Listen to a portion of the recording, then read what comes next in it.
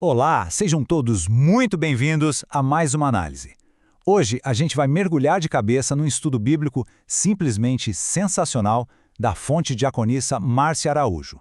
O foco de hoje é um tema muito poderoso: restauração espiritual e graça.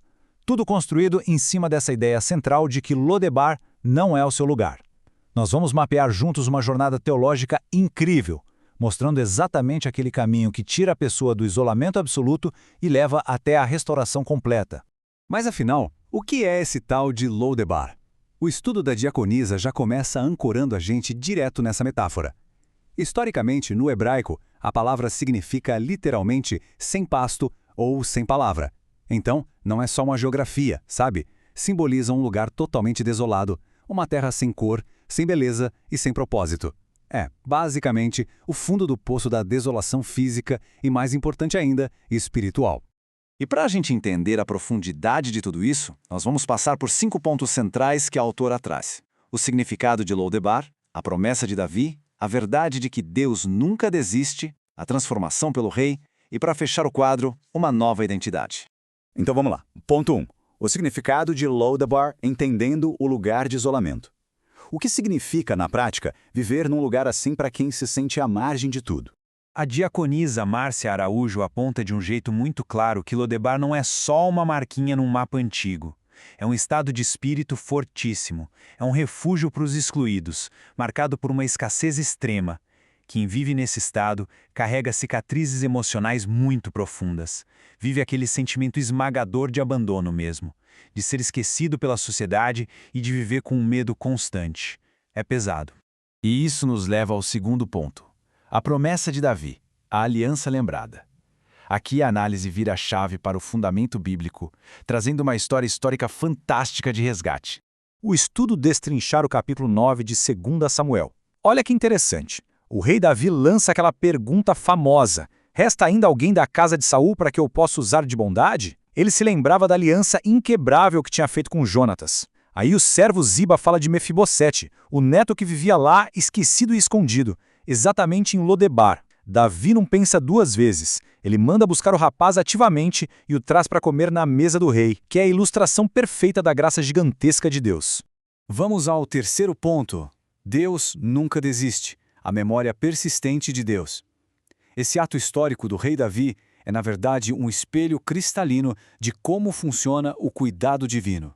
O grande ponto aqui é que Deus se lembra persistentemente dos seus filhos. Para não deixar nenhuma dúvida sobre isso, a autora âncora essa parte em Isaías 49, versículo 15. Aquele verso incrível que diz: "Porventura pode uma mulher esquecer-se do seu filho, contudo eu não me esquecerei de ti." É para mostrar que o amor materno, que é a ligação humana mais visceral e forte que a gente conhece, ainda assim é superada pela memória e pelo cuidado absoluto de Deus. É um baita encorajamento para qualquer pessoa que esteja passando por uma fase de seca espiritual. A mensagem principal é que, do mesmo jeito que Davi mandou procurar Mefibosete, Deus enxerga as pessoas lá no nível mais baixo e vulnerável do sofrimento. Ele não fica parado só olhando de longe, ele entra em ação e manda o resgate para arrancar seus filhos do esquecimento de Lodebar. Quarto ponto: transformação pelo rei, o poder do convite do rei. O resgate acontece, mas e depois? O impacto de aceitar esse convite é o que muda o jogo de verdade. Fica muito claro quando a gente olha para o contraste absurdo entre as duas situações. Pensa só, de um lado, a vida lá em Lodebar, ditada pelo isolamento, pela vergonha e por aquele medo constante de ser descoberto. Do outro lado, a vida na mesa do rei. Honra absoluta, a dignidade totalmente restaurada e a pessoa deixa de ser tratada como um exilado qualquer e passa a ser tratada literalmente como um filho. E para ilustrar ainda mais, a diaconisa traça um paralelo formidável com Atos capítulo 9, a história de Saulo de Tarso. Lembra dele? Saulo gastava a vida perseguindo cristãos, até ter aquele encontro inescapável com Jesus no caminho de Damasco. Um único encontro, e isso foi suficiente para causar uma transformação radical no propósito e em toda a trajetória de vida dele. Fica mais do que provado, quando Jesus entra na história, não tem jeito, o roteiro muda para sempre. O que nos traz ao quinto e último ponto: uma nova identidade, reivindicando a cidadania celestial.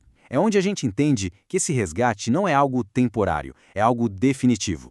Com base lá em Romanos 8,17 e Efésios 2,19, O ensinamento quebra totalmente aquele paradigma de que as pessoas são apenas salvas de um perigo. Não é só isso, é uma promoção de status gigantesca. A gente sai de uma condição de esquecimento para nos tornarmos co-herdeiros com Cristo. Somos irrevogavelmente reconciliados como cidadãos do céu e membros com todos os direitos da família de Deus. Ou seja, sentar à mesa do rei vai muito além do sustento físico. Simboliza um lugar de honra que é eterno, um relacionamento que foi permanentemente restaurado com o Criador. O que fica claro é que a nossa verdadeira identidade não depende nem um pouco das falhas ou das marcas deixadas por um passado quebrado. Ela repousa 100% sobre a graça inesgotável de Deus. E para fechar esse estudo de forma impactante, a diaconisa Márcia Araújo deixa uma daquelas perguntas que ficam ecoando na nossa cabeça há muito tempo depois de ouvir. Temos vivido de acordo com a nova identidade que a gente recebeu ou ainda agimos como alguém preso àquele passado de Lodebar? É uma provocação genial que exige da gente uma boa reflexão. Será que as correntes invisíveis da desolação finalmente foram deixadas para trás? Bom, fica a reflexão para cada um de nós. Espero que vocês tenham gostado de acompanhar esse estudo profundo. Até a próxima análise.